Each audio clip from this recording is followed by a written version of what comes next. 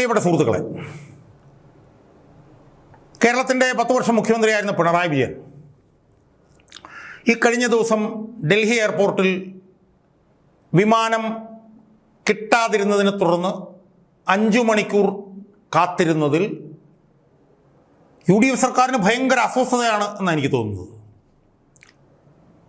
ഇടിപിടിയെന്നാണ് അതിൻ്റെ നടപടികൾ നടന്നുകൊണ്ടിരിക്കുന്നത്. അതിൽ വീഴ്ച വരുത്തി എന്ന ആരോപണം ഉയർന്നിട്ടുള്ള വീഴ്ച വരുത്തിയോ ഇല്ലയോ എന്ന് നമുക്കിപ്പോഴും അറിയില്ല. കാരണം വിമാന കമ്പനിയുടെ ഉദ്യോഗസ്ഥർ അവർ വീഴ്ച വരുത്തിയിട്ടില്ല എന്ന് പറയുന്നു. ഡൽഹി കേരള ഹൗസിലെ പ്രോട്ടോകോൾ വകുപ്പിലെ ഉദ്യോഗസ്ഥന്മാർ അവരും വീഴ്ച വരുത്തിയിട്ടില്ല എന്ന് പറയുന്നു. പക്ഷേ ഡൽഹി കേരള ഹൗസിലെ പ്രോട്ടോകോൾ ഉദ്യോഗസ്ഥന്മാരെ വീഴ്ച വരുത്തി എന്ന് പറഞ്ഞുകൊണ്ട് അവർക്കെതിരെ അച്ചടക്ക നടപടി എടുക്കാൻ സതീശൻ സർക്കാരിന് എന്തോ വലിയ ആവേശമാണ് എന്നാണ് തോന്നുന്നത്. സുഹൃത്തുക്കളെ, അതുമായി ബന്ധപ്പെട്ട് ചില കാര്യങ്ങൾ പറയാൻ വേണ്ടിയിട്ടാണ് ഞാനിന്ന് ഈ വീഡിയോയിലൂടെ ശ്രമിക്കാൻ പോകുന്നത്. എന്താ യഥാർത്ഥത്തിൽ സംഭവിച്ചിട്ടുള്ളത്? വിജയൻ പോളിറ്റ് ബ്യൂറോ യോഗത്തിന് പോയതിന് ശേഷം വന്ന് കേരള ഹൗസിലോ മറ്റോ കാത്തിരുന്നു. അപ്പോൾ VIP-കളാകുമ്പോഴത്തേക്ക് VIP-കൾക്കെന്തോ മീറ്റ് ആൻഡ് ഗ്രീറ്റ് എന്ന് പറഞ്ഞിട്ടൊരു പരിപാടിയുണ്ട്. അതിൻ്റെ ഭാഗമായി ഉദ്യോഗസ്ഥന്മാർ വന്ന് ഇതിൻ്റെ സമയമാകുമ്പോൾ അറിയിച്ചിട്ട് എയർപോർട്ടിലേക്ക് എന്തോ കൊണ്ടുപോകേണ്ടതാണ്.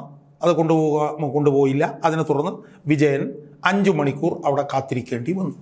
ഞാൻ ചോദിക്കുന്നത്, 5 മണിക്കൂർ വിജയൻ അവിടെ കാത്തിരുന്നാൽ എന്താ ഇത്ര കുഴപ്പമെന്നാണ് ഞാൻ ചോദിക്കുന്നത്. വിജയൻ എന്താ മനുഷ്യനല്ലേ?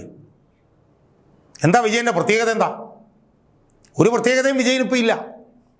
വിജയൻ ഇപ്പോൾ ഒരു പ്രതിപക്ഷ നേതാവാണ്. വിജയൻ ഇപ്പോൾ ഒരു മുഖ്യമന്ത്രിയുമാണ്. അത്രയേ ഉള്ളൂ. പ്രതിപക്ഷ നേതാവിന് എന്താ വലിയ തോതിൽ കൊമ്പുണ്ടോ? എനിക്ക് തോന്നുന്നില്ല. പിന്നെ വിജയൻ 5 മണിക്കൂർ അവിടെ കാത്തിരുന്നത് കൊണ്ട് ലോകമൊന്ന് ഇടിച്ചു വീണു എന്ന് ഞാൻ വിശ്വസിക്കുന്നില്ല.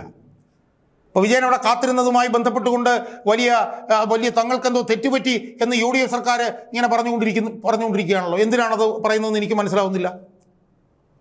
ഇത് വിജയൻ മുഖ്യമന്ത്രി ആയിരുന്നപ്പോൾ അന്ന് പ്രതിപക്ഷ നേതാവായിരുന്ന VD സതീശൻ ഇതുപോലെ വിമാനം നഷ്ടപ്പെടുകയും 5 മണിക്കൂറോടെ കാത്തിരിക്കുകയും ചെയ്തിരുന്നെങ്കിൽ പിണറായി വിജയൻ തിരിഞ്ഞു നോക്കുമായിരുന്നു. സുഹൃത്തെ, പുല്ലിൻ്റെ വില കൊടുക്കുമായിരുന്നു.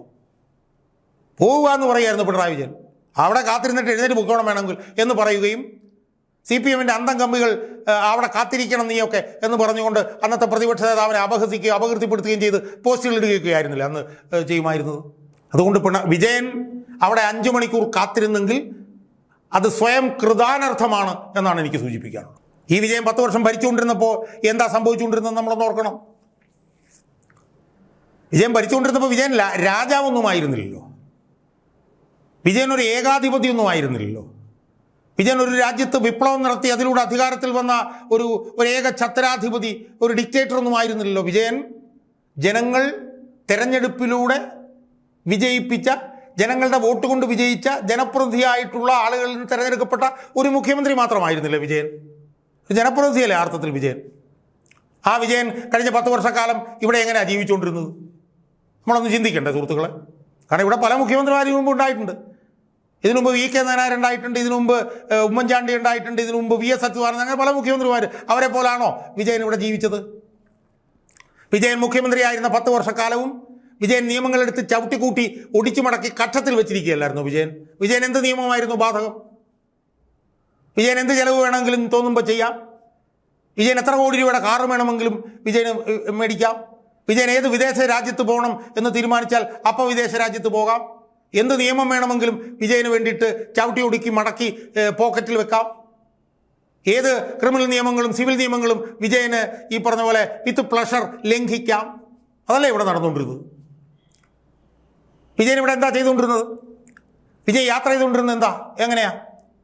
വിജയൻ എന്തെങ്കിലും റോഡിലെ നിയമങ്ങൾ ബാധകമായിരുന്നോ? ആയിരുന്നോ? വിജയൻ മുഖ്യമന്ത്രിയാണെന്നുള്ളത് ശരി, പക്ഷേ നാട്ടിലെ നിയമങ്ങളില്ലേ സുഹൃത്തുക്കളെ? ആ നിയമം വല്ല വിജയന് ബാധകമായിരുന്നോ?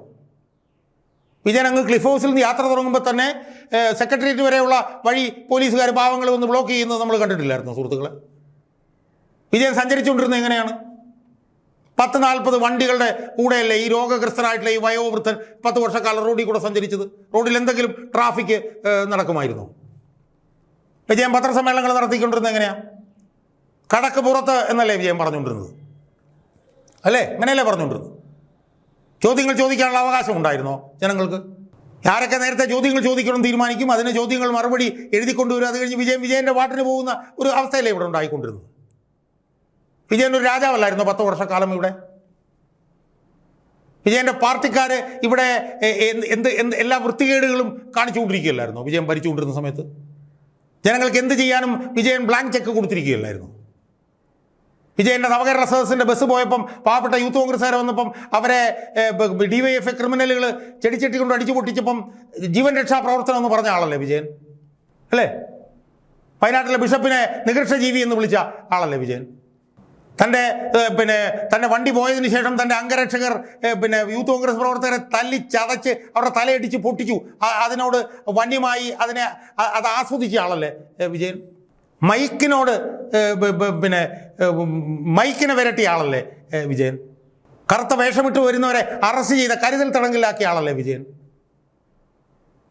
കറുത്ത മാസ്ക് വെച്ചാൽ അത് ഊരിച്ച ആളല്ലായിരുന്നോ വിജയൻ? അങ്ങനെ ഒരു ഏകാധിപതിയെ പോലെ, ഒരു മഹാരാജാവിനെ പോലെ 10 വർഷം ജീവിച്ച ആളല്ലേ വിജയൻ? പാർട്ടിയെ 10 വർഷക്കാലം ചവിട്ടടിയിൽ വെച്ച ആളല്ലായിരുന്നോ വിജയൻ?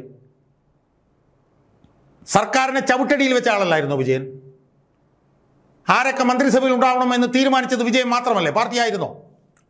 സ്വന്തം മരുമകനെ കൊണ്ടുവന്ന് തെരഞ്ഞെടുപ്പിൽ മത്സരിച്ച് വിജയിപ്പിച്ച് പാർട്ടി സംസ്ഥാന കമ്മിറ്റിയിലും സെക്രട്ടേറിയറ്റിലും കൊണ്ടുവന്ന് 2 പ്രധാനപ്പെട്ട വകുപ്പ് കൊടുത്തയാളല്ലേ വിജയൻ?